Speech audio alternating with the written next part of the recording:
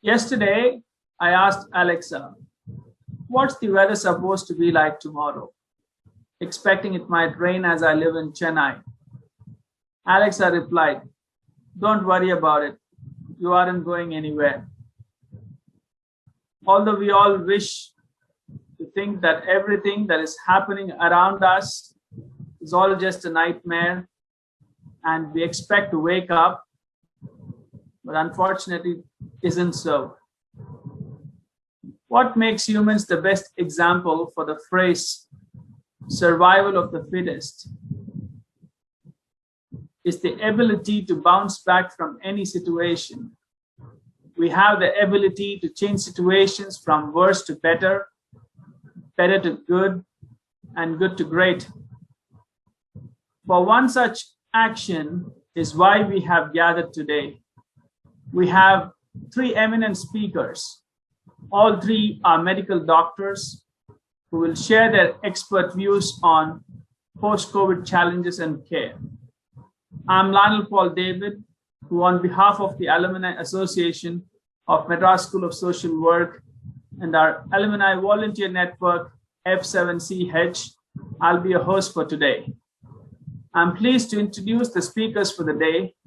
And we have with us Dr. Amulya Nageshwara, MD, currently Senior Clinical Trial Physician at Bristol Myers Squibb, New Jersey. And she has served as the Director of Pediatric Brain Tumor Clinic at the Mayo Clinic, USA. She is passionate about bringing together medical knowledge and resources and people of different skill sets together to fight the COVID pandemic. And as part of those endeavors, she's currently functioning as a medical advisor to Yuvadi, an NGO that's based in Chennai. We also have with us Dr. Sadhana Sonti, MD, FACP, Senior Physician, Hospital-Based Specialty, Internal Medicine Chief, Resource Management at Kaiser Medical Center, South San Francisco, California. We also have Dr. Sophia Pillai, MD, who is an American board-certified physician in pediatrics and pediatric pulmonology. Dr. Sophia currently serves as assistant professor at Mayo Clinic, US. I now call Dr. Raj Mohan of 1977 batch, our senior alumni, who needs no introduction, to formally welcome the gathering on behalf of the Alumni Association of Madras School of Social Work. Over to you, Dr. Raj Mohan.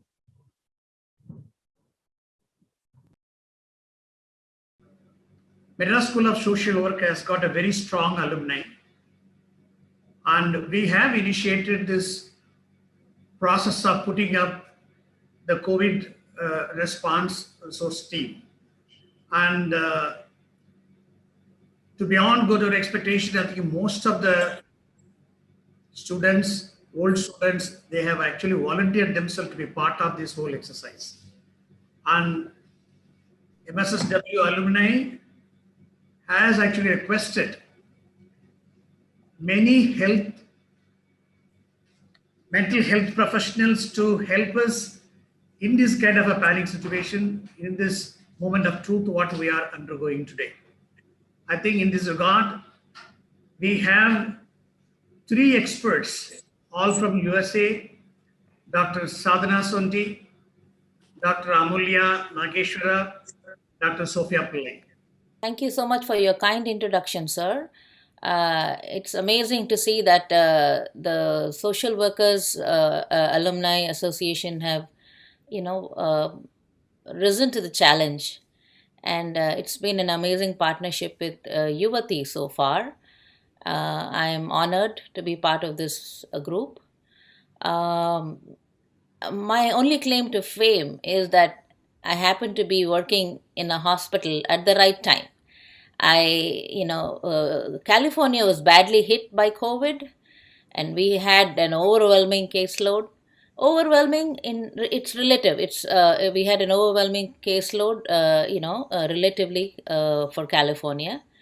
And so, as a hospitalist, I'm a hospitalist. I am American board certified in internal medicine, and my work is mainly limited to the hospital. So, working in the hospital day in and day out and managing COVID patients on the front line gave me a good perspective that, I wish to share with India, during this current crisis. I'm no expert in, long COVID, to be honest, because I mainly work in the hospital, but I am an internist, so I have been learning on the fly as we speak. The whole world is learning on the go. So I have been looking up things, reading, and trying to learn about the issues that are going to be important going forward. And I'm very happy to share it with you as a group. Thank you. So thanks for the invite, and I'm very honored to be here and to share my experience with you all today, especially folks in my motherland.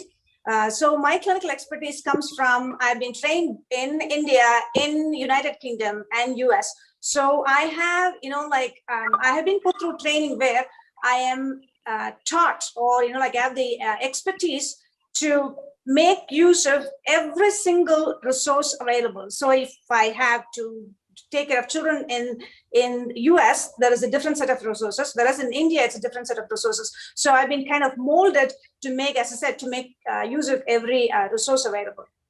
Then the next is I'm a pediatric pulmonologist. That means I take care of children with lung issues from birth till 21 years of age. And also, I'm a certified yoga teacher and pranayam. How I got into this is, breathing is vital, prana, we all know that breathing is vital.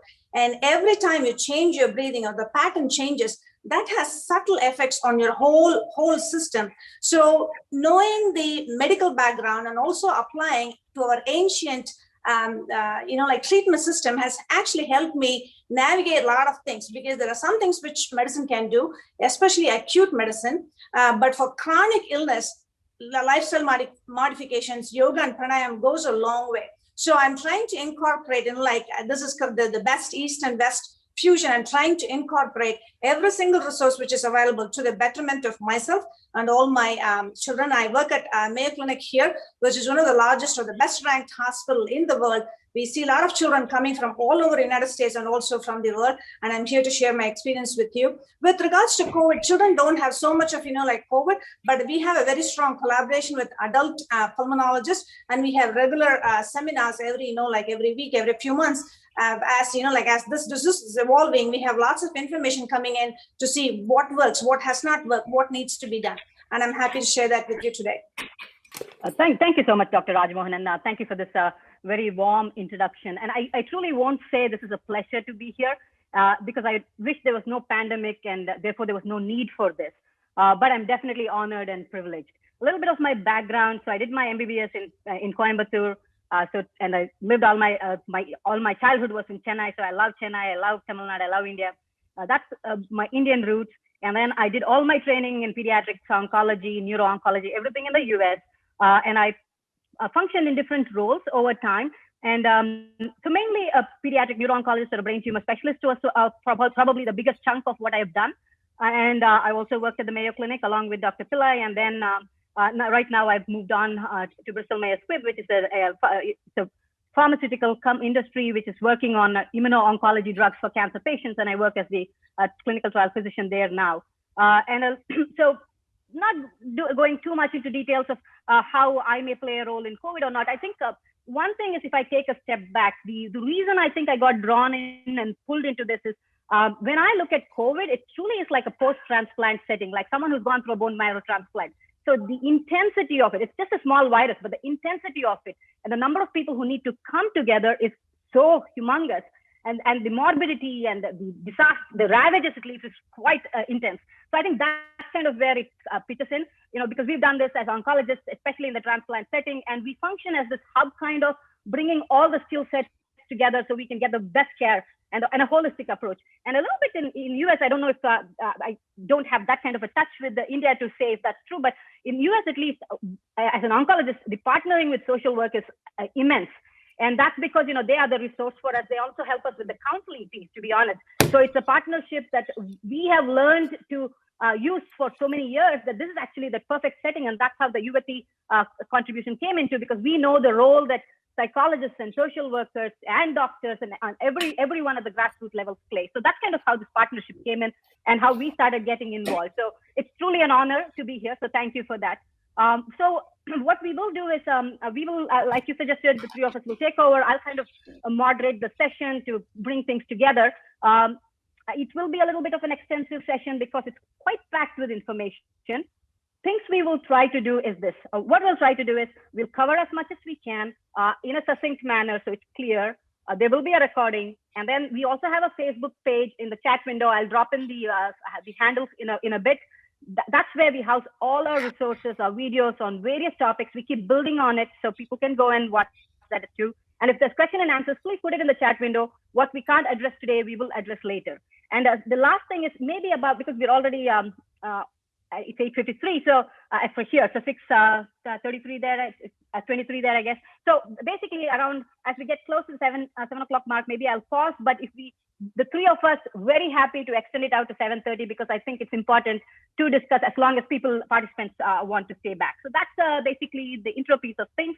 Now, just to step back. So what is it about COVID, right? So anytime we think of any illness, the way we look at it is what happens while you're going through the illness and then what happens after. So again, transplant setting, you have the disease and the transplant and the aftermath that comes after. So in other words, the after effects that the storm leaves behind sometimes can be as challenging or even worse, to be very honest. So the focus of today's talk is what to do. It's basically life after COVID. And it's not just to create an awareness, but also talk about strategies to manage the aftermath. Because we do know it can be different for different people. For some, it could just be one organ that's affected. For others, it can be almost every organ that's affected. And we know that the mind is affected equally as well. So it's bringing the mind and the body together as well. And this is mainly to empower people. As you know, knowledge is power. So this will then help all of us allow our own body to heal and recover better. So that's the whole idea and the focus here. Now, if I were to just talk about COVID, I'm not going to go too much into depth because we all know that we're talking about after COVID. But the way I look at it in a nutshell, COVID is just a battle between the virus and the immune system and who ultimately wins, right? So that's about it. And if we are lucky, it's the immunity that succeeds and no problems at all, right? It's also a disease that 80% will survive. So our focus should also be on the survivors and the COVID warriors and how we help them recover as well. So that's why it is so key to have this post-COVID talk. And now, so what happens, right? So you have the virus enters the body. You can have just mild symptoms. You have your throat pain and your mild URI symptoms, lasts about 3 days. Now your immunity comes in. It's about 3 policemen coming in. They take charge, defeat the virus, done. You're good. So maybe a touch of challenges in the future, but overall, you're going to do fine. So that's your mild disease. You're good. The challenge is more with those who have that moderate or the severe disease as it slowly progresses and the intensity increases, right? So this is basically the virus continues to thrive. The immune system now gets stronger and stronger trying to attack the virus. And now you enter the spectrum of disease, which is moderate. So a little bit more army is coming in. And now the first effects are going to be the lungs. So you have the virus thriving, immune system getting powerful, trying to battle the virus, but starts hitting its own cells. And the first step is hitting your lungs. So that's your moderate disease. This happens maybe around the 5-day mark. And then it just keeps escalating. The army is recruiting more and more soldiers into it, hitting harder and harder. Now you have machine guns coming in. So almost every organ in your body is then affected. So that's basically what's happening, right? So in addition to this immune response, a very big thing is happening in the site, and that's the property, the way that the blood starts clotting when such things happen. So simplistically, think of it: you have a cut. What's the body going to do? It sees the blood, all the stuff within the blood. I won't go into information in that. They now say, okay, I need to stop this bleeding. I need to make that clot. So basically, it triggers a cascade that makes it clot, right? So the body is always on this defense mode. So that's kind of similar to that's happening now. So you have all this, the stuff, the virus working its way in, all this immune system stuff that is working in the blood. So now the blood cascade events, it looks at it as, oh my goodness, there's a trigger now. I need to bring this cascade into action, clot it off so that I can actually protect. But it's not protecting. So you have clots all over the place. It could be small clots, big clots. So we hear about clots all the time. So it's basically this immune system that's gone totally havoc, and you have this clotting that's happening simultaneously, right? So that's the key information here, right? So that's about it. So now the way the other reason why this is key, why I'm talking about this, is you have probably started hearing in media and places about this 5-day mark. What's that 5-day mark? First 3 days, like I said, mild, immunity good, done, you're good. The 5-day mark is these people where the virus is thriving and the immunity is still getting stronger. Around the 5-day mark, if you have persistent cough, persistent fevers, we are now hitting that point where you're hitting moderate disease. That's the time to act. Get your steroids in, get your medical care in. Maybe we'll curb the course and it won't get severe. And maybe then we don't have to worry about all the aftermath that it leaves as well. So that's the reason for the early intervention that we talk so much about, right? Now, I spoke about the virus and the disease itself, but don't forget, we are throwing medications at people, right? Even if I had it, I'm going to get these medications. The main ones are, of course, your steroids, which suppresses the immune response, and the medications that prevents the clots or treats clots if you have a clot. But every strong action will have an equally strong reaction. So these medications don't come free. They bring with them multiple side effects. Just take steroids, right? You have increased sugars, you have your increase in blood pressure, it can cause muscle weakness, can affect your brain.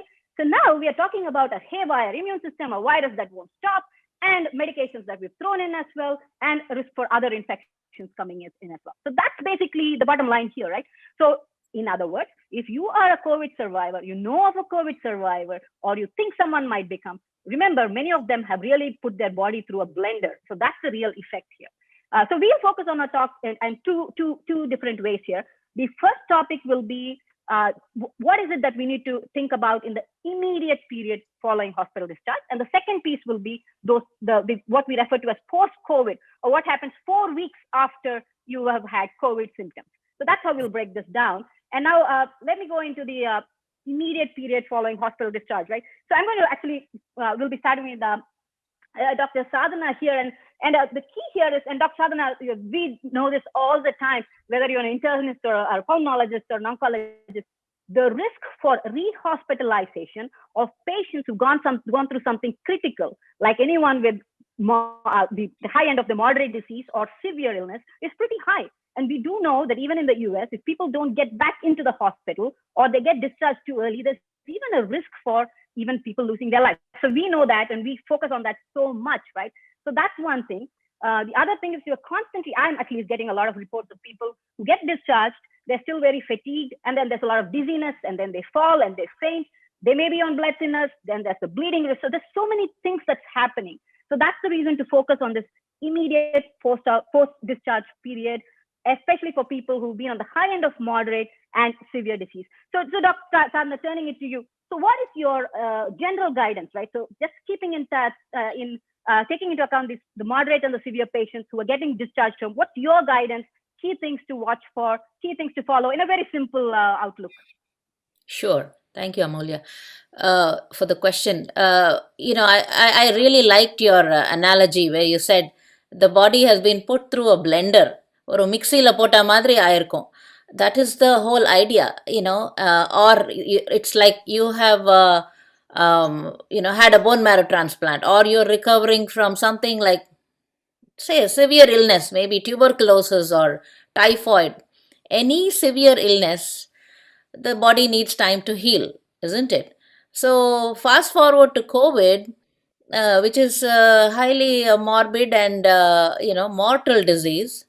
So the body certainly is going to need more time to heal. And it's the analogy to recovering from a transplant or recovering from any severe illness is the right way to look at it. நமக்கு ஒரு common cold வந்தாலே, if we get a common cold, as you age, you take a little more time to recover. The young and healthy recover faster. Maybe the middle-aged people take a little more time. And if you're thinking of elderly, 70 plus, 80 plus, then the recovery time is going to be a little longer. So acceptance is key. Acceptance of reality is important. In the US, for example, I think there was a study of about 1,600 hospitalized patients who were discharged, and they were sent home. The incidence of rehospitalization, readmission to the hospital was high, as high as 25%. And similar studies have come out from Wuhan, China, who had the first experience, isn't it? A similar number of patients, 1,600, 1,700 patients, high incidence of rehospitalization. So, the reality is as high as 30 to 60% of patients, no, let's say 30 to 50% of patients, in a cumulative way, 30 to 50% of patients recovering from COVID may have at least one symptom at the end of, say, 12 weeks, 3 months. They may have one symptom. The symptom may be as simple as fatigue. Most commonly reported symptom, what the studies are showing, is that fatigue is the most common symptom.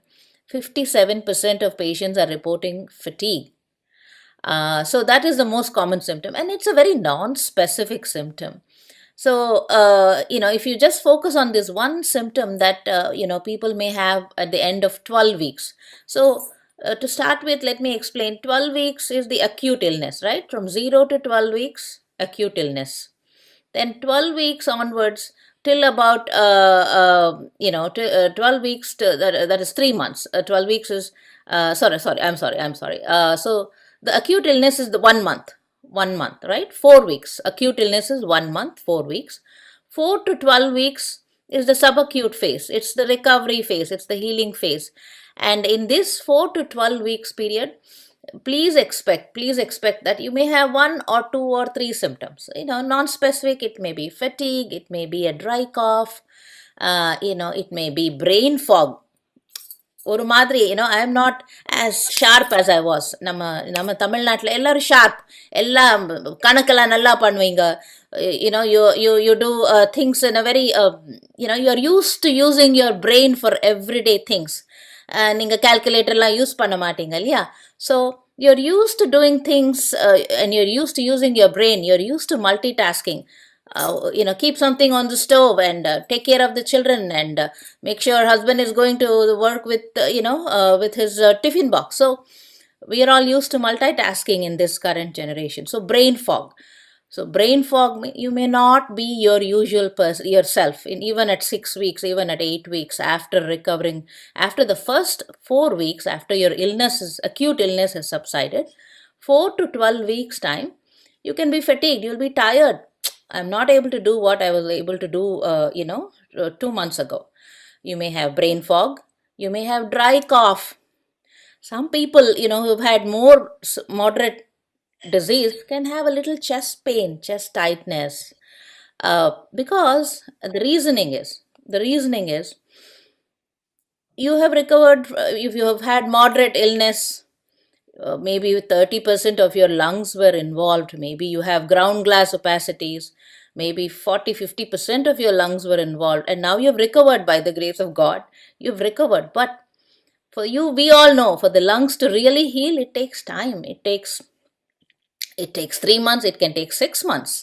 If you've had an episode of pneumonia, just a simple pneumonia, bacterial pneumonia, you need time, about 6 weeks to recover. So COVID is multiply that by 10 times. So the lungs have to heal, the ground glass opacities have to heal.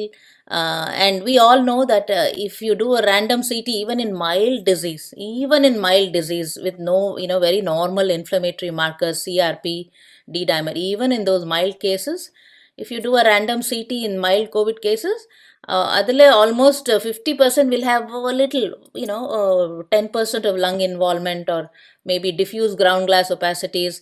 So almost every, even mild cases, you can assume. It depends on when you get your CT, your lung is involved to a large extent. So how much of your lung is involved? If it is 10%, you'll recover quickly. If it is 25%, you'll have more involvement. You'll take more time to recover. So that's the simple logic here.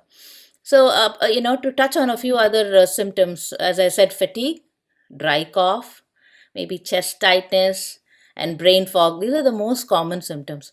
Other reported symptoms are, dry Sika syndrome, dry mouth, dry eyes.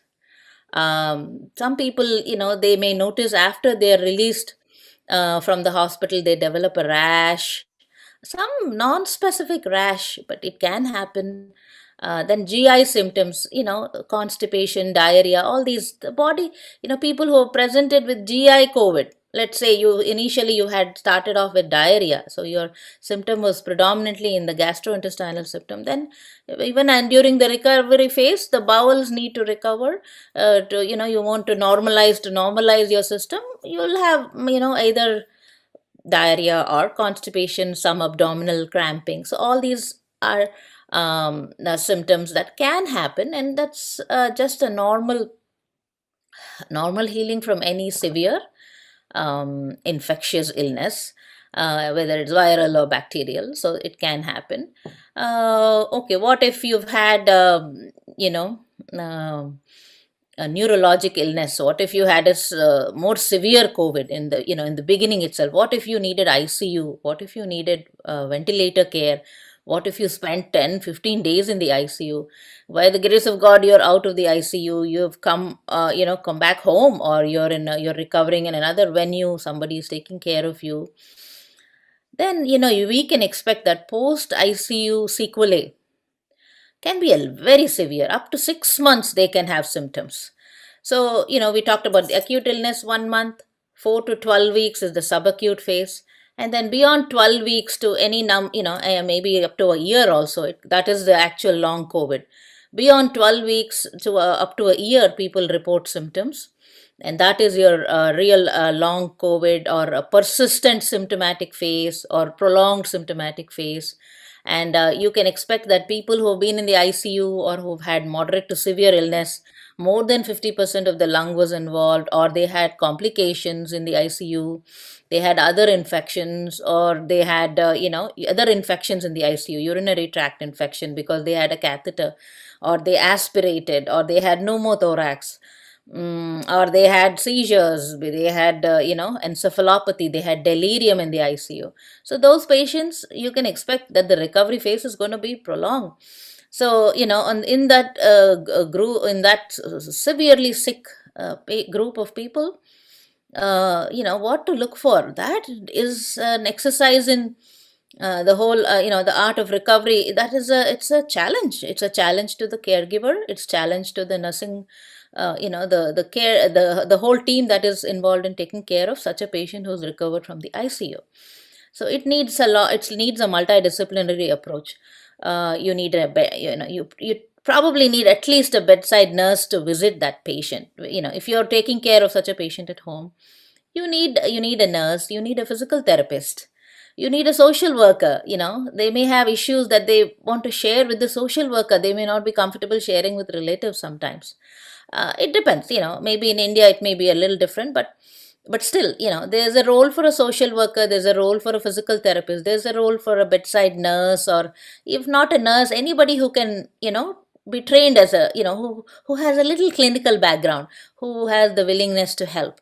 So what that sort of a patient will need, the patient to recover from an ICU level of illness, the patient needs monitoring vital signs daily, turning. They will be so debilitated when they've come out of the ICU. And I know that nowadays, because of the current pandemic crisis, with the lack of hospital beds and lack of, and maybe even the nursing homes are treating acute illness, then maybe that what the nursing home would have done for the recovery phase, maybe you have to do at home now. You have to step up. So in that case, take help. Don't think it's it's not it's a teamwork. You have to turn the patient every day. You have to maybe start and encourage walking. You have to start encourage talking. A recovery basically. And then the patient who has been on the ventilator, typically they have throat pain. They'll complain of throat pain.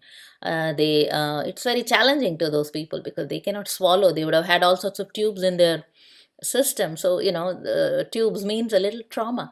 So so they have to recover from that. And that will take time. They can have super infections, right? Fungal infections, or they were on steroids. So that's a different topic. But yeah, so watch for all those. You have to examine their mouth. You have to examine their skin so that they don't develop bed sores. So and then of course, medication management, a medical professional should follow up.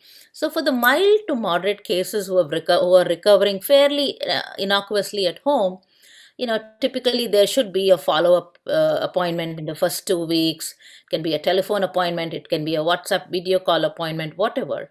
2 weeks, and then depending on their symptomatology, you guide them. Oh, you have this symptom, we'll give you this medicine. You have constipation, you need a stool softener. You have headache, or you have tiredness or fatigue, why don't you try some yoga? Why don't you try deep breathing? Are you having chest pain, anxiety? Yesterday a patient told me, I have anxiety, madam. I said, you, and then he himself told me the solution. Madam, I am doing pranayama, I am doing meditation every day, I am walking in the garden. Exactly, you're doing all the right things. So there is no need to jump to prescribe medications like Ativan or anti-anxiety medications. Of this group, yes, there will be a select few that may need anti-anxiety medication, that may need more detailed, in-depth analysis. Maybe some people will have post-traumatic stress disorder. You have had such a bad time in the ICU that the trauma, the fear of seeing people dying in front of you can be very traumatic. I've had other patients who told me they were in a place in Delhi, and they were counting, oh, now this guy is no longer there next to me, that patient is gone. So that's very traumatic. So post-traumatic stress disorder can be the worst of the psychiatric manifestations of long COVID. So based on the patient's symptom, we'll manage. If you have mild thing, I can say do meditation, do yoga. If you have a little more thing, maybe you need to see a psychiatrist. Maybe you need to get a little more help. Maybe you're not able to sleep. Insomnia, the stress is so bad. Insomnia is a very important. So sleep.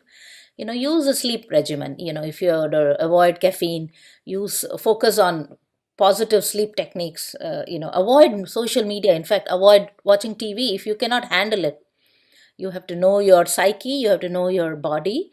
If you feel that watching TV, watching news, watching bad news is giving you stress, don't watch. Take care of your mind, take care of your body. And as far as the body is concerned, there is a long list of symptoms. If I have time, I will share it with you. But I hope you get the gist of what I am trying to say. That, every system can be affected by COVID, and every system can have mild symptoms in the first 4 to 12 weeks.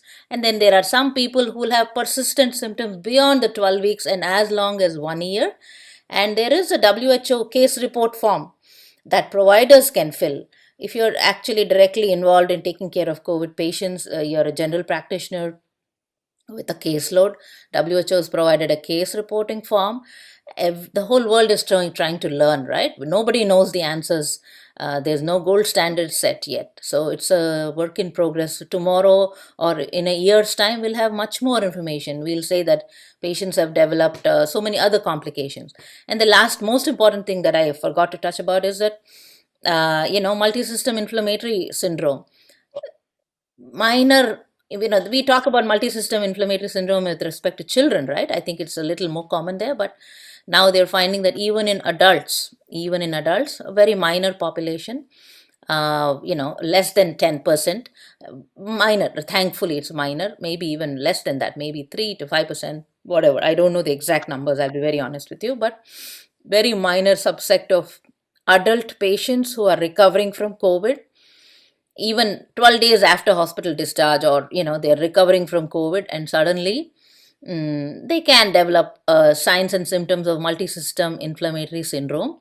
which is like a very specialized thing and not WhatsApp university medicine that has to be addressed by the doctor. There's a battery of tests you'll do, they'll have a battery of symptoms, anything can present, but most importantly, they can go into shock, shock, hypotension, and they can die.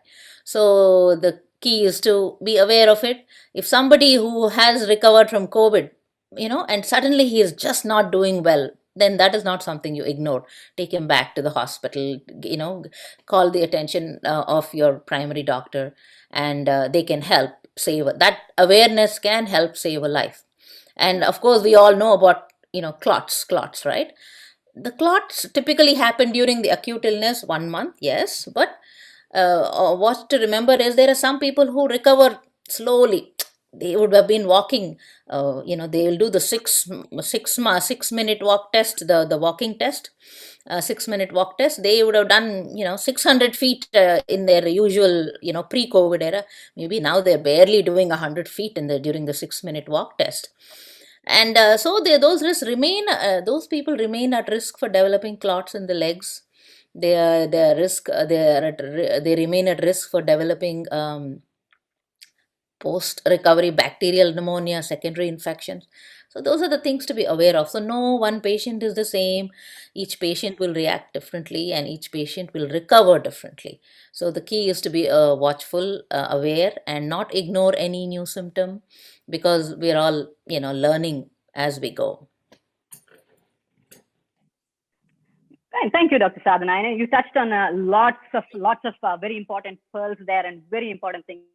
There's actually going to be 2 questions that I'll come back to you on, 2 topics which I think is very important, and that's about infections and control of diabetes. I'll come back to you on that in a bit, and I'll shift to Dr. Sophia for a little bit. And before I shift to Dr. Sophia, I think sometimes, I also want people in India to understand. People talk about how it's a developed world in USA, so multidisciplinary is so different from India.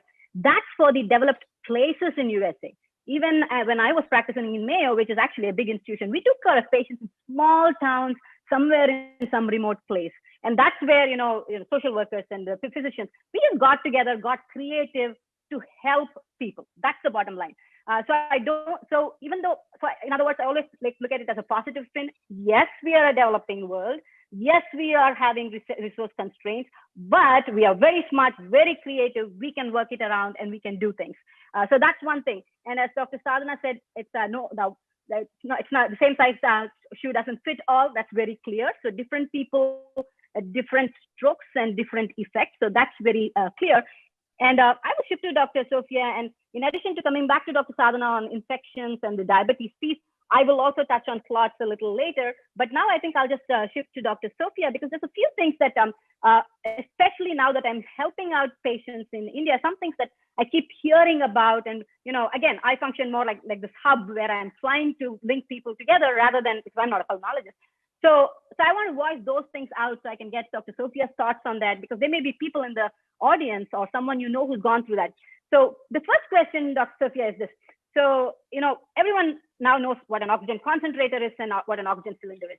But we know that someone who's moderate or severe may have different kinds of oxygen delivery, right? It could be a BiPAP for someone, it could be a vent for some could have a trach. So there's a wide spectrum. So one question is, can you kind of give us a little bit of background on, just very briefly, because different people go through different interventions when it comes to oxygen delivery. That's one. And the second piece as a follow-up on that is, depending on what they've got, what kind of a de-escalation in the hospital do we need to see before they get discharged? Because my fear always is centered around the lung, to be honest, even in transplant setting. You don't want to send someone home too early, and then they are struggling because they don't have the right oxygen support at home, or the lung reserves are not built yet. So these are the main 2 questions that I have for you. Thank you, Dr. Amulya Rao. So the 2 questions are, what is the sequence of oxygen or increasing oxygen support while you're in the hospital? And what happens immediately when, around the time of discharge? Or when is the optimum time of discharge? And what happens after you get discharged, the first few weeks after we get discharged? I will limit myself just to around the respiratory support. So as we all know, we breathe air which contains 21% oxygen. When I am standing or doing light work, my lungs have the perfect capacity to make use of the 21% oxygen. The moment some of my lung sacs or, like lung tissue is damaged, I simply cannot use that 21% oxygen alone. So the next step I do is I just simply increase my work of breathing. When I say work of breathing, instead of, breathing at 12 to 15 breaths per minute, I simply increase it to 20, 25, 30. There is a limit to which I can do that, because then I'm using all my energy just to breathe. That's when I get fatigued, right? And the fitter I am, this time I can kind of, like go on for a few days. But if I am not fit, if I already have a lung issue or a heart problem, now I need to, like not only support my breathing, the other organs are suffering too. So then I become symptomatic sooner. So that's why, like it's a spectrum, like some people do kind of, try to kind of chug along. Some become acutely symptomatic, and some, like will just, like have very worse outcomes. So what we are going to talk here is, like the first is, like as I said, when I start breathing faster, the first set of, like intervention is giving oxygen through, like a tube. It's called oxygen from a cylinder or from a source through a tube called nasal cannula. All it does is, based on the amount of liters of flow, so if it's a 1 liter, 2 liter, 3 liter, there is increasing oxygen concentration. But here, this could only apply for people who can sustain their breathing. So let's just say I can breathe at 25, but I can still maintain the oxygen saturation. So when I talk about oxygen saturation, the usual oxygen, the normal oxygen saturation in our blood is 95% and above. When it falls below 95%, or when it has fallen below 90%, I need to be in the hospital right away. When it is between 92 and 94%, I know there is a fall, but I can maintain that to, like some extent with extra oxygen. That's what happens when you go to the hospital, when your oxygen saturation is 95% less than 95%, but above 92%, they first put you on nasal cannula oxygen. They're going to watch how you're going to do. So most of them, like if you're fit enough, you're going to get better with time. If you're not getting better, the next step is this nasal cannula oxygen alone cannot give that increased oxygen supply. At the same time, cannot also sustain that work of breathing, because now I'm working harder. So I need to address two factors: the oxygen number, the saturation, and also the work of breathing. Then the next escalation step is what comes as, like your non-invasive devices or high flow nasal cannula oxygen. What high flow means is I have a higher amount of oxygen saturation, even up to 100%, but a very high flow. Imagine if I'm breathing, the inspiratory flow is so high. I need to now give so much volume now. So basically what you're trying to do is take away that excessive work of breathing so that the rest of the organs can rest. So that's the second step. Then the third is we also watch, like again, as I said, the oxygen saturations need to be maintained between that, like 92 or, like 92 range at least. And if I'm still not getting better on high flow nasal, then comes the next steps of, like escalation. The escalation based on which hospital I am, I can just have, like what we call as a non-invasive. That means there is a lung machine which actually does the work for you. Then the next worst step is, like mechanical ventilation, whereby I have a tube pass through my mouth into the lungs, and the machine completely takes over the work of breathing. Why this is important is, like the lung is damaged, we are going to give a little bit of rest to the lungs. The lung is still working, but the machine now does the work of breathing. So this is the step of escalation. Now de-escalation. So, like I have, like passed through that acute phase, then now they're trying to wean. So when they're trying to wean, again, they're looking at two things. One, can I maintain oxygen saturation with minimal support? Second, how is my work of breathing? And then third is like, what are the other complications? The usual other complications being anything which increases the work of breathing. If my heart is not good, that's going to make me breathe faster. If I have an infection, I have a fever, that's going to make me breathe faster. Every little thing is a stress to the breathing apparatus. So once all these things are quietened down, I'm going to start weaning the respiratory support. The first is like when you're on a mechanical ventilation, what they're going to do is they're going to do trials. That means, can I just come off the ventilator for a brief period of time? Once that is that, then just with minimal support. And the final, around the time of discharge, am I able to maintain oxygen saturation of at least 90 to 92% on minimal oxygen support. So this is where the discharge thing comes. So when I go home, I should be able to maintain that same oxygen saturation with minimal oxygen. That means with a nasal cannula, 4 to 5 liters. If you look at a portable cylinder, it will last only for 5 to 6 hours. So that means I need to be on only on a trickle of oxygen before I go home. So that's why, like they keep you in the hospital, they shift you out of intensive care into the floor to, like where you can be watched, and then home when I am on a trickle of oxygen. And then here is where like the oxygen concentrator also comes. So what the oxygen concentrator does is, as I said, air has 21% oxygen, the less 79% is a filler gas called nitrogen. The concentrator basically filters that nitrogen and actually, like concentrates all the oxygen and then gives. And that's how, like it helps. So that's why, there's a huge rush for this oxygen concentrator, because oxygen cylinders will run out of time. I think, like I have covered what Dr. Rao had asked. Is that, yeah?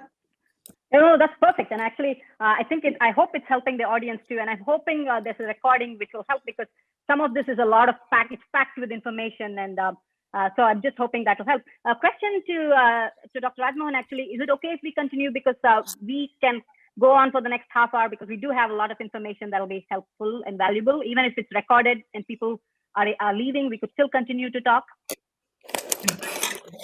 think, Lionel, can you just join in? Yeah, I've joined in. So yeah, Murli Anna spoke to me about the extension that was requested. So we are okay to do that. Thank you so much. So I'll be mindful because of the next half hour. And so Dr. Sophia, that was perfect. Not to take too much time with this question, we all know that steroids is very helpful. We also know that sometimes steroids is overused, right? So from your perspective, what is that duration? This is a soft one. I know you can't commit and say, yes, this has to be this way. It's different strokes for different folks. But what is the typical duration of steroids? And not to go into doses, but just a typical dose of steroids when you think about a setting like this.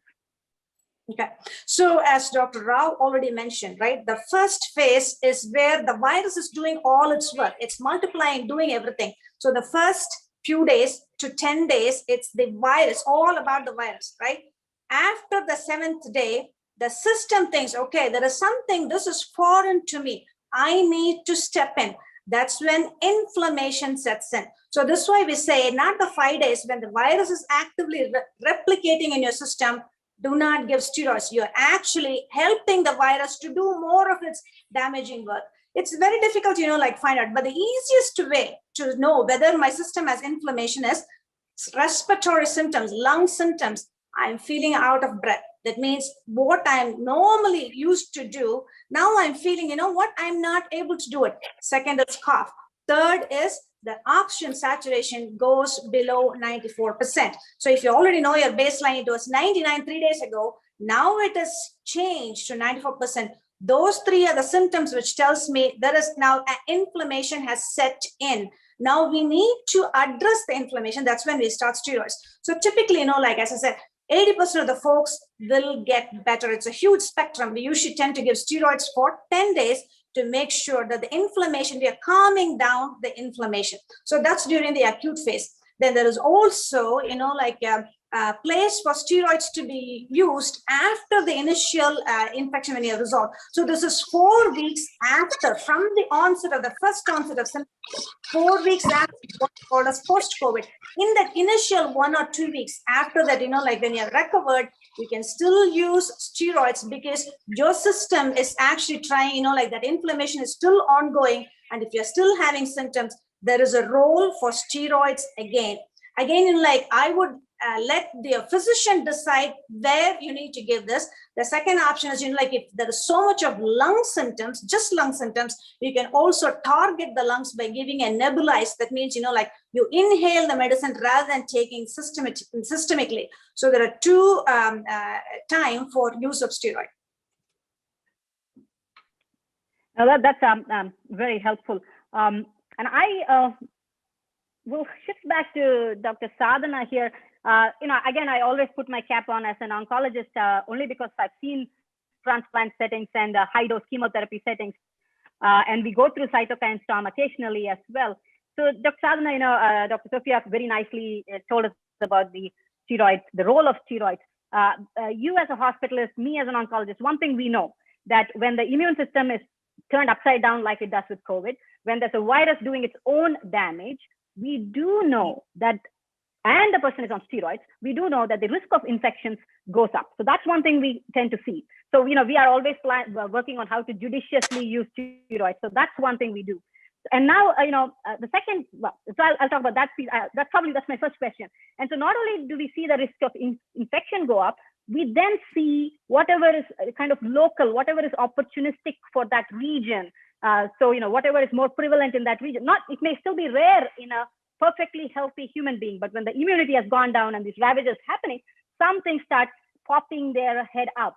So one thing we are definitely seeing is mucor. It's all over the news. Relatively speaking, probably still not a very high incidence because we have to look at it. We have to correlate it with the number of people affected by COVID and the incidence in that with respect to that, but it's still now popping its head up. Now, the other thing that is under the ice, the part of the iceberg that we don't see is all the other infections because the steroids are not benign. But the whole setup of immunity going down is not benign. So we have other infections as well. So that's one piece. And the second piece is specifically with regards to diabetics. And not just diabetics, we know that high dose of steroids does increase sugars even for non-diabetics. And so that's something that, again, I've been seeing a challenge when I talk to people. They are discharged, they still have the struggle with the blood sugars. They may have been diabetic or they are actually not diabetic and they're struggling with sugars with steroids. So your pearls on mucor, secondary infections, and diabetes.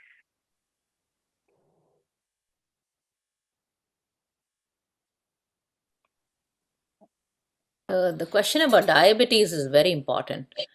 Even in the US, with fairly almost universal coverage, we have a large number of patients with undiagnosed diabetes. People don't know that they are diabetics.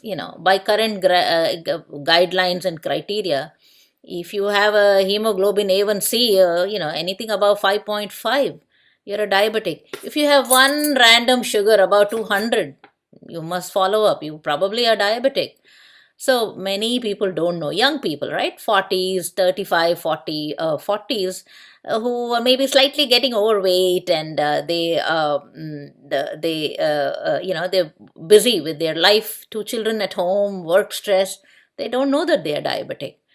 Added to this phenomenon of type 2 diabetes, then you have in India a vast population of diabetics, again underdiagnosed, and they are somewhere between type 1 and type 2. I don't know all the guidelines as far as the Indian situation is concerned, but I have from my friends of authority that in India, there is a vast segment of undiagnosed diabetes, which could be a combination of, your genes. Maybe there's a lot of diabetes in the family and, you did well till you were about 35 and then, then suddenly you're seeing that you are not healing as well as before or you're taking longer time to recover from an infection. So then check yourself for diabetes, undiagnosed diabetes. Random blood sugar, fasting blood sugar, anything over 100. It's fasting blood sugar between 100 and 126, then you're borderline, you have a predisposition to diabetes. So that's the important thing. There is a vast segment of undiagnosed diabetes in India also. Then so that is the diabetes part. So then what happened in the US, we diagnosed their diabetes and we aggressively controlled their blood sugars, and that helped them fight their COVID and help prevent secondary infections. So in the Indian scenario, yes, this has been an overwhelming pandemic. So a lot of the undiagnosed diabetics are also vulnerable to COVID. They are unvaccinated, so they got COVID. And then there was use of steroids, which worsened the whole sugar epidemic by 10 or 15 or 20 fold. But steroids are life-saving in COVID. Steroids and similar drugs are life-saving. So rather than panic that, and rather than saying we will not use steroids at all, that is not the solution. Probably the solution is something in between. Judicious use of steroids. Don't start steroids on day 1, maybe day 5, day 6, when they become hypoxic. Then certainly use steroids.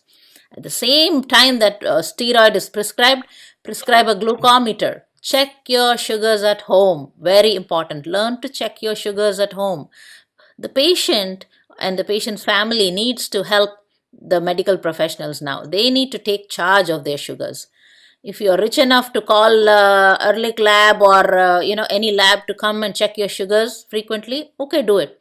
If you're not as you can afford one glucometer and you can check your sugars at home, do it. Learn to check your sugars. All diabetics must take charge of their health. They must learn to check their sugars. And suppose you have a doubt that you could be diabetic, act on it. Check. Ask your doctor, please test me for diabetes. So that will help a long way. And then, so as far as COVID is concerned, add steroid judiciously, maybe on day 5, day 6, when things are looking like they are turning for the worse. Use steroids and then follow protocols. In USA, we used only Decadron. We did not use Medrol. The Medrol, we did not use the prednisolone tablets that are being used in India, which has both glucocorticoid and mineralocorticoid effect. So, it's a broad overkill. Decadron is better in that sense that it is less in terms of it's not a broad gun, one size fits all. It's not a broad shoe. It's a narrow spectrum. It has that important anti-inflammatory effect, and that's what we're looking for. What we used was Decadron 4 milligram daily for maximum of 10 days for moderately ill patients, so who are hypoxic. So hypoxia is the key.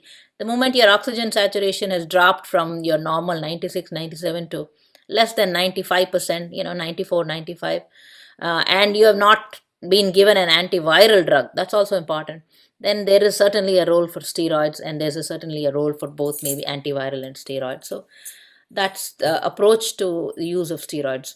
In terms of infections, bacterial infections, gram-positive, staphylococci, streptococci, these are common. We all have staphylococci and streptococci in our skin, but with worldwide use of antibiotics, these antibacteria do get resistant, and then you see common ampicillin resistance or common your Norflox resistant gram-negative infections, ciprofloxacin resistance.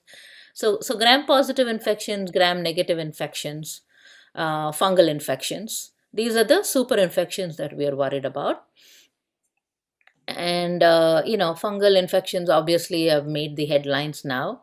So awareness is important, because I hear that there are, I attended a webinar recently, specialists from ENT specialists, neurosurgeons, from JIPMER, NIMHANS, and Aster Bangalore. So these are the specialists who participated in the webinar that I attended. Their take on it was, yes, we are seeing a lot of ENT involvement by fungal infections, mainly mucormycosis, the black fungus. And luckily the cerebral, the neurologic involvement is not as bad, but it is there. So awareness is important. I know you've all seen the visuals, so we want to spare you from the visuals. Briefly about the black fungus. What to be aware of. Say, suppose he's just like a random case, a 42-year-old male who's recovering from COVID, or who is currently still on active steroids, or who has completed his steroids. So what to look for? I'm going to read out the symptoms just so that I don't miss anything. The black crusting in the nasal cavity, the hard palate, blackness, black crusting. There may be some swelling of the nose, facial changes. So swelling of the nose, maybe swelling of the eyes, the eyelids.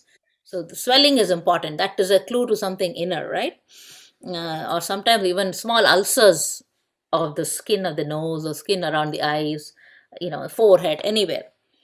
Then when has it gone? This is the maxillary sinus. This maxillary sinus swelling, nose, orbit, swelling, or maybe some black crusting, maybe some black crusting in the hard palate in the mouth. Okay, because all these are all interconnected, we know, right? So it can, how does it go into the brain? This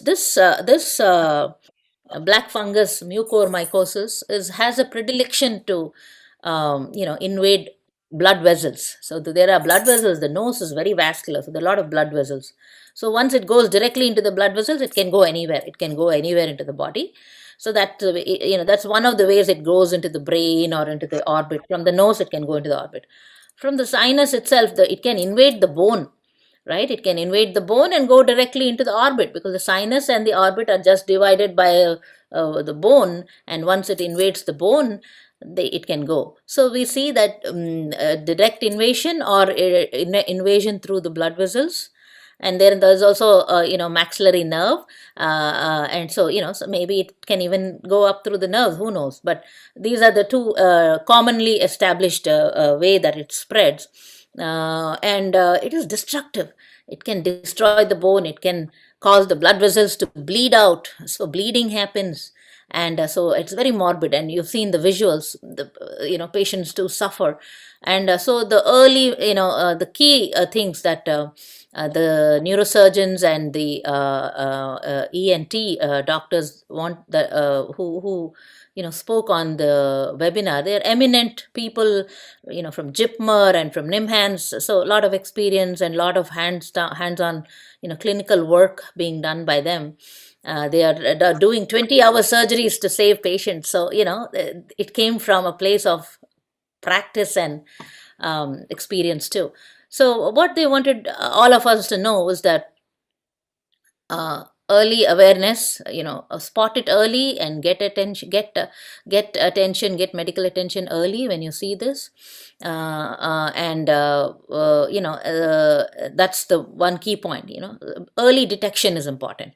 The next is, the one other way that this black fungus mucormycosis can present, apart from the visual, the black spots or the ulcers or the swelling. One other way it can present is the patient can suddenly have seizures. He was doing well, he was recovering 12 days, and now he has seizures or stroke. He not moving one side of the body, or he's not having sensation on the face. He doesn't have sensation, or he has double vision. He is not able to see clearly. Double vision, or headache, severe headache. And the headache, of course, don't get alarmed, because headache is a very common symptom in COVID. Many patients in that acute phase itself, they have fairly intense headache. But somebody who's maybe recovering or who was doing well, and suddenly he gets a severe headache, then that's a sign that people must be aware of, especially if he's been on steroids or if he's a diabetic. So headache, stroke symptoms, not being able to move the arm, the leg, sensory symptoms, loss of sensation on the face. Those are the things that we watch for. And then early detection. So you found it, you spotted it, you've gone to an ENT doctor, or you've gone to internal medicine doctor, or you've gone to a team in a hospital. So what will they do? They will do CT scans of your sinuses, of your forehead. They'll do entire CT scan of the base of the skull, the sinuses, the CT scan of your head. They can ask for MRI. So all these imaging studies will help them localize where is it maximum and how can we fix it. If it is a big blob of big fungal ball or a fungal mass in the maxillary sinus, they'll just go into the sinus, remove everything, put you on IV amphotericin if it is available, or maybe so far it has been IV. They are all the infection specialists recommend IV amphotericin for this. So hopefully that is the end. That is the cure. You go in, you remove the fungal ball from the maxillary sinus, and maybe take good care of him in the postoperative phase, cover him with IV antifungals, and hopefully that is the key. Some people will develop rhinocerebral mucormycosis, and then that's a different beast. And for that, the neurosurgeon may have to go and maybe do more extensive surgery, craniotomy, and removal of the tissue that is involved. Cavernous sinus thrombosis, it's an internal sinus in the brain. If that is involved, then your vision is affected, your the brain is affected. If the eye is affected, we have heard that people have had to remove their entire orbit. So those are all very serious situations. High morbidity, high mortality, easily 25 to 30% mortality. So early detection is the key. Awareness is the key. Don't be scared by the visuals. Those are extreme scenarios, but still early detection is key. IV amphotericin, when it's available is good, and I know a lot of people are working. I know government has given approval to several drug companies in India to start massive production of the drug. So help is there. It is, and the ENT docs have done a remarkable job, I heard, by stepping up with management of mucor, as also the neurosurgeons. Internists have a role, early phases. If it's mild sinusitis, or some mild involvement, maybe even there is a role for just IV amphotericin and medical management, but it has to be a multidisciplinary decision making. Internist, surgeons have to work together and make a decision as to how to manage each patient. And lastly, I want to say, Amulya, that other funguses, aspergillus, then white fungus, candida, where you see white fungus on the mouth, all those are also any opportunistic infection can come in once your body is put through the blender. So just watchfulness and sugar management. One takeaway point is sugar management. Dr. Amulya, if it is okay with you, I would request Lionel Paul to take questions. Maybe we have a very limited time, but still I think that's more important because there's a fair number of questions have come. I think I request Lionel Paul to just interact with you. Perhaps you would be able to answer, or your team could answer. Yeah, we have many questions from the audience, both here in the Zoom as well as from the YouTube live. So we'll throw it open to our panel. So some of the folks who have asked these questions, we know personally as Alumni Association, are people who have recently recovered from COVID. So it's not some questions that is from a very broad perspective, but more contextual. So one of the questions first that we have is, what is a specific checklist for a post-COVID recovered patient who is comorbid? Sure. So, I don't want to give a random, but I don't want to give any checklist of labs or such things. First, I want you all to stay positive and think that you're going to heal and recover. That is very important. In healing, the whole process of healing is a mind-body thing. So fatigue or, a cough or think you're going to heal, you will heal. That's number one. So what to look for in the sense, if you had lung infection, then you look for lung symptoms. Oh, do you have a fever that's coming back again after day 30? Or are you feeling some chest tightness? Or are you feeling uncomfortable? You are not able to breathe again. You were seeming to do well and now you're not able to breathe again. Or your oxygen level was, when you recovered, your oxygen level was back up to 97, and now suddenly it's dropped to 90%. So those are the warning signs, and those are the things you must look for. The checklist, the human body is vast. There are so many symptoms there are so many neurologic, heart, lungs, GI tract, right? Gastrointestinal tract. So these are the checklists. So the symptoms, if I start giving you a checklist, it's mind boggling. Let's not go there, okay? And even labs, mind-boggling. Let's not go there. Focus on your illness. If you had GI gastrointestinal presentation, maybe you'll, as I said, diarrhea, constipation, abdominal pain. You can have something called acalculous cholecystitis, which means the gallbladder is not, you don't have gallstones, but your gallbladder is not getting enough blood supply. So the spectrum is vast. The severity is mild diarrhea, constipation, to severity can be, acalculous cholecystitis, gallbladder infection, or you can have, even ischemic bowel. You can have a clot in the bowel. You can rupture your bowel. So the spectrum is so you have to go by your symptoms, and you have to trust your doctor to order the right panel, or right a right battery of tests, a right battery of imaging studies. The doctor will decide. So that is, it has to. It is not enough to get it from WhatsApp University. Please, you have to trust, put faith in one doctor. Your local general practitioner, he has to guide you. She has to guide you, and then they know better. They will look up. Doctor has access to up to date PubMed, everything. They will look up for you. Let them look up. Let them do the hard work on your behalf. So, So if Dr. Sadhana, just stay with me there, because I think you clearly emphasized on the most important point for me. Take charge of your health. Help yourself in helping us to help you by checking things on time. When people are recovering post-COVID, there is a dilemma, right? So yes, there is a set of tests or a battery of tests that is being recommended.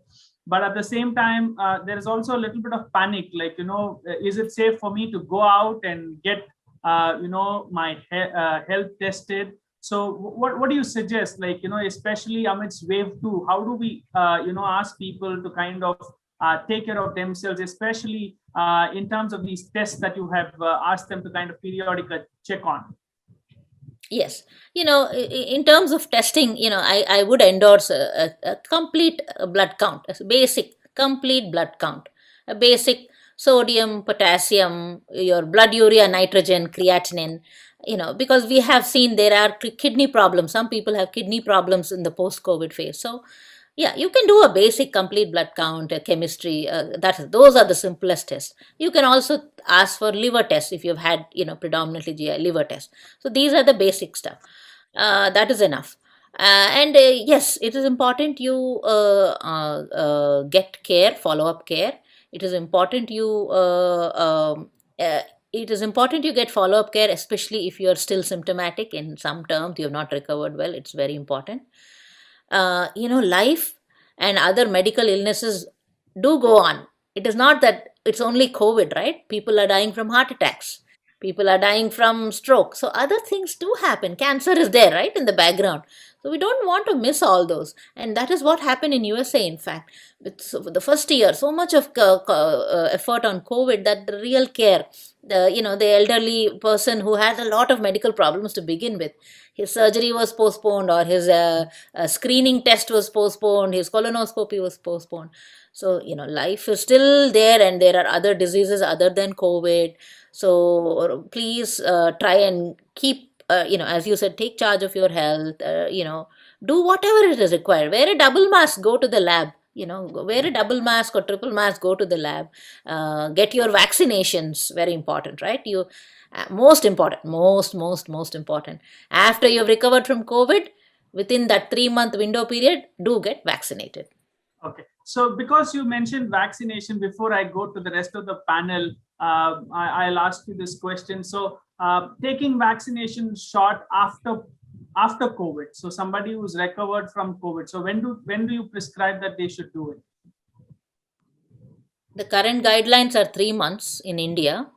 So we respect and honor those guidelines. But it's yesterday there was a family that I was talking to. The husband was sick, wife is not yet unvaccinated. So I said, if you have the availability, you go get vaccinated. As far as the husband who is unvaccinated, he will wait to recover. And I will say, I am putting my license on the stake here. 6 weeks, go for it, because we don't know this illness. So the guidelines are only guidelines. There is no hard and fast about anything. We don't know this illness. We don't know if there's another variant lurking somewhere. So I would say 6 weeks is a reasonable, if you have recovered. If you are not, say you're recovered completely, you're feeling back to good. So 6 weeks to 3 months. Okay. 6 weeks to 3 months it is a gestalt. I have not done any study, and so I cannot, quantify it based on any study. But we have to.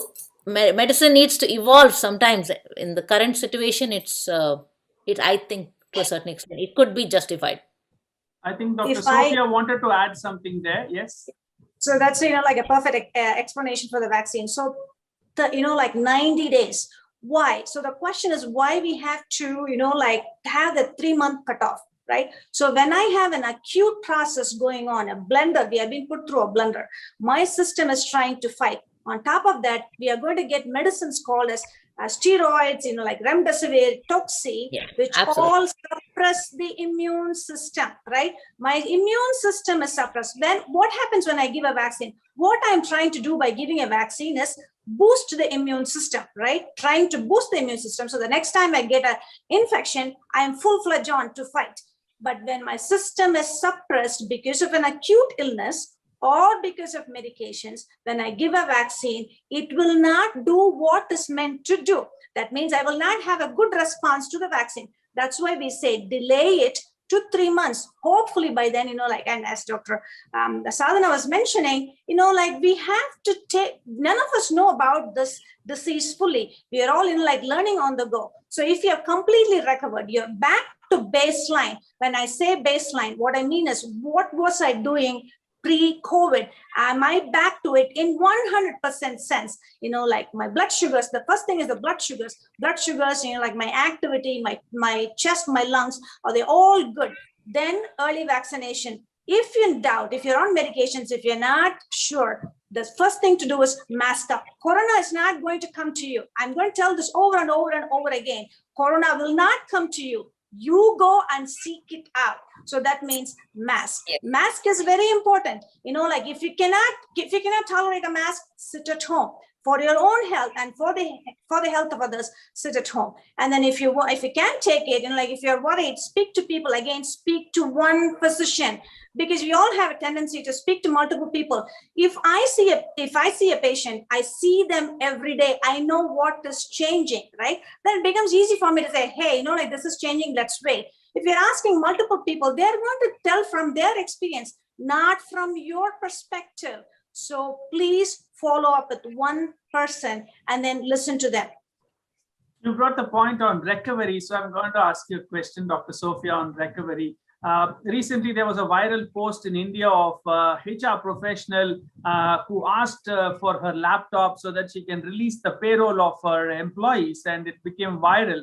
But again, on the other side, so how much minimum rest is required post-COVID on an average for people to kind of completely recover and start their work? Because you spoke about some of these symptoms which are it takes time for people to come back to normal. So how long should they cut off completely from whatever their work life and kind of fully focus on recuperating?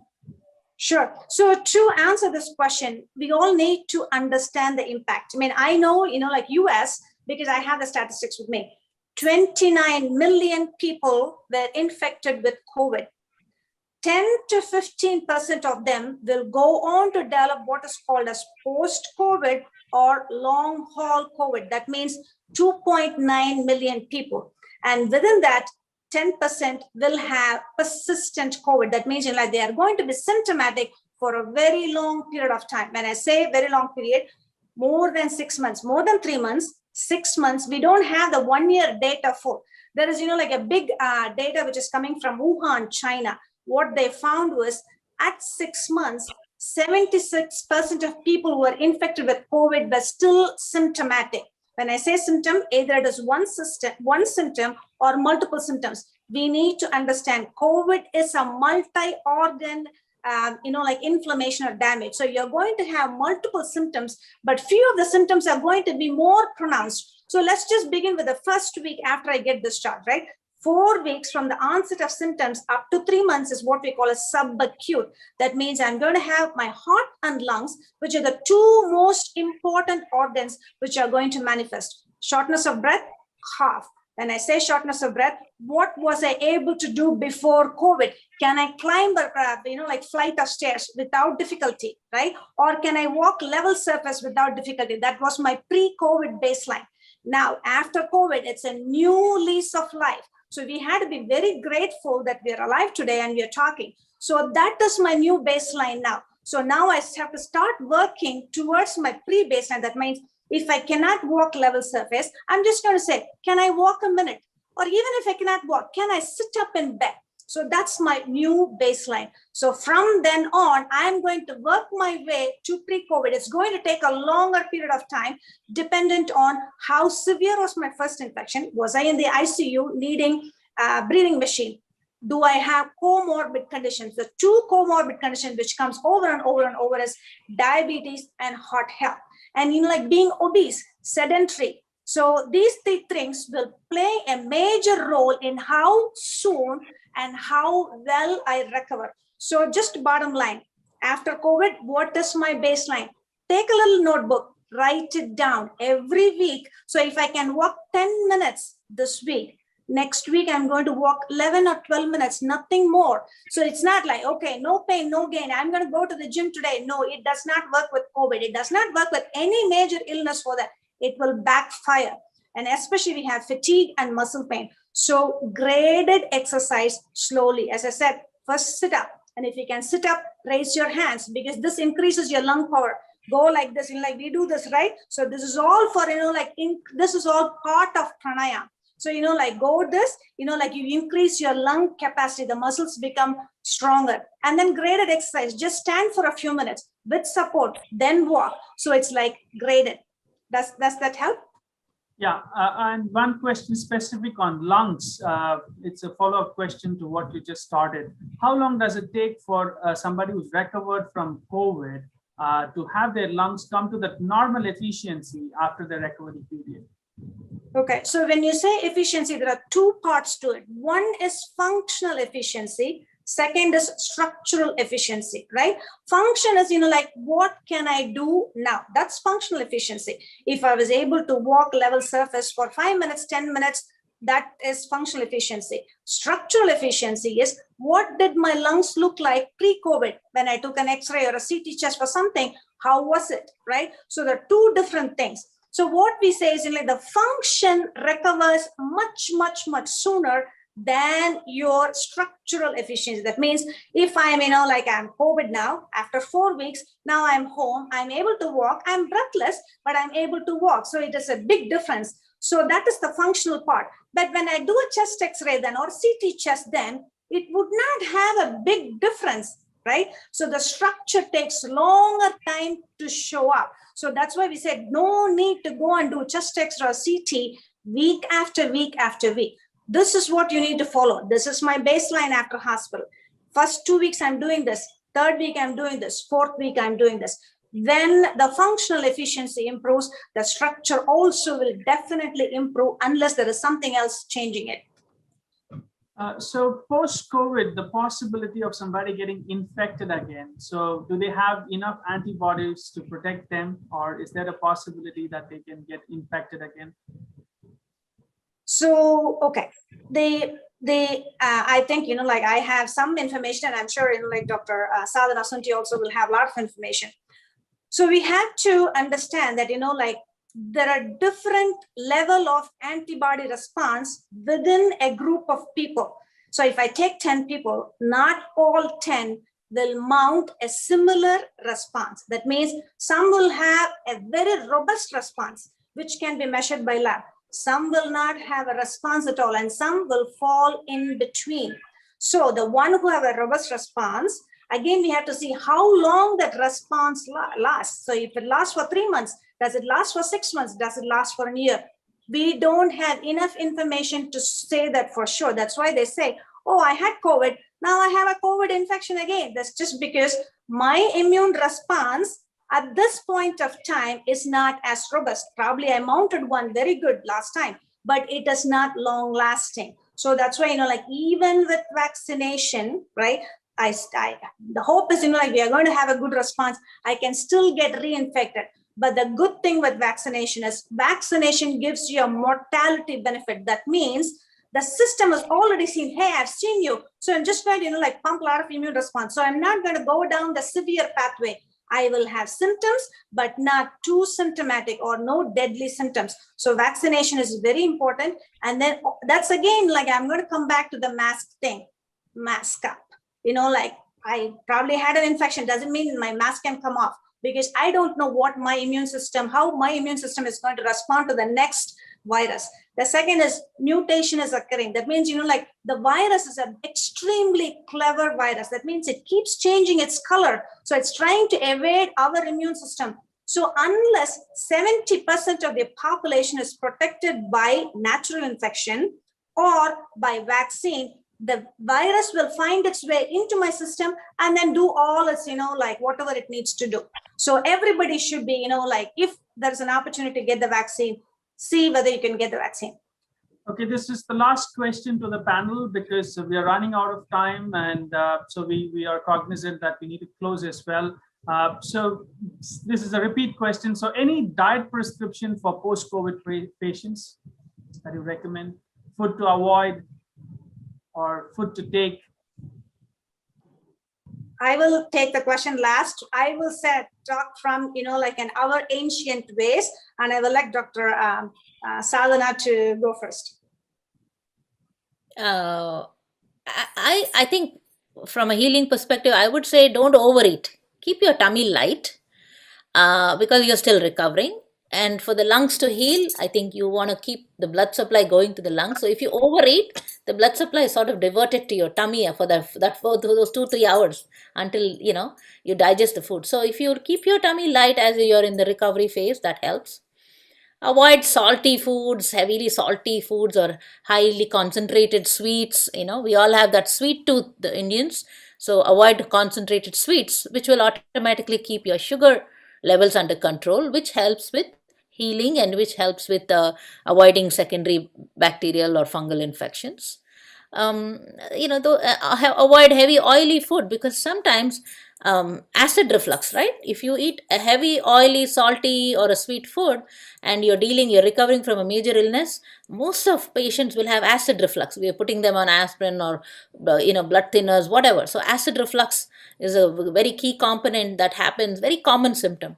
So sometimes the food from the tummy goes back, you aspirate, and that triggers a cough, that makes your sore throat worse. Sometimes it can, elderly people, if they're recovering and they're just lying in bed, then that can go back into the lungs, cause the infection cycle again. So to minimize acid reflux, you eat less, eat in moderation, not eat less. Eat healthy, nutritional food, but don't overeat. That should be the guidance. Building on what Dr. Sunti said, right? Unave marundu. So we are very used to this food as medicine. And especially, if you have, if your taste is recovered, smell is recovered, that's also an important thing that you have recovered from COVID. So that's the first thing I'm going to rejoice, right? Again, I'm saying, this is a new lease of life. So make sure that, you take food which really helps you, not the one which is going to knock you down. So if you look at sattvic food, you can do a lot of stuff on sattvic food. The one which truly nourishes you, your body and your soul, is the one which is going to help you recover much sooner. So all those inflammatory stuff like, I'm not going to name, but anything in excess is not going to help. And then see what has worked for you in the past. If you look at animals, right, when they become sick, what do? They just lie quiet. They avoid food. I'm not saying you have to starve, but eat what works for you and your system. It's going to be a learning because none of us actually did this ever. So it's going to be learning to see what is actually working for me and my system. Thanks. Probiotics, yogurt. Okay, my first thanks to the whole, this session has gone superb. Murli, thank you, Murli, for connecting to these doctors, Dr. Sadhana, Dr. Amulya, Dr. Sophia. It is a very great effort, I must thank. And again, I'm thanking Lionel. Beautifully, you have carried the questions with you and also touched the right person to respond to you. That's a very fantastic. Third, my thanks to all the participants. I think here around 60 participants are there, and then YouTube also, there are quite a number of people who are there. It's amazing for your participation and asking the relevant questions, because I person actually, I was actually post-COVID person. So I have understood certain things, what you told, it is very relevant to me. Same way so many people would have found out. It is not only relevant, what most important thing which I have understood and found and appreciate is your team. Amulya, the way you have, I could see your face, Amulya, if you can just switch on your video, would be nice. I think, thank you very much. I think you're very energetic, young, and the most important thing is how passionately you brought it, to us. That is what is very important for me. Very, very nice of you, all three of you. And the kind of sync you all three had, it is amazing. And Sadhana and Dr. Sadhana and Dr. Sophia, thank you very much on behalf of me personally, as well as on behalf of Madras School of Social Work alumni. And it would be really nice to keep in touch with you. Maybe if you are available, I know that we have taken your time in terms of early morning, and I don't know how. I used to do program from US when I was there, but it's very difficult for me to get up and do that. I think you're all not tired. Very, very good to have you all. Maybe we will get in touch with you. Maybe in some other forum, perhaps we will get in touch with you to help those people also. Fantastic. Thank you once again. Thank you very much for all of you for joining us. Have a good day. Be safe. Thank you. Thank you. Thank you, Dr. Raj Mohan. Thank you. And as part of the volunteer team of MSSW, we plan to organize more such sessions. So keep watching for the notifications, and we hope to catch up with you all soon. Thank you. Thank you. Thank you. Bye.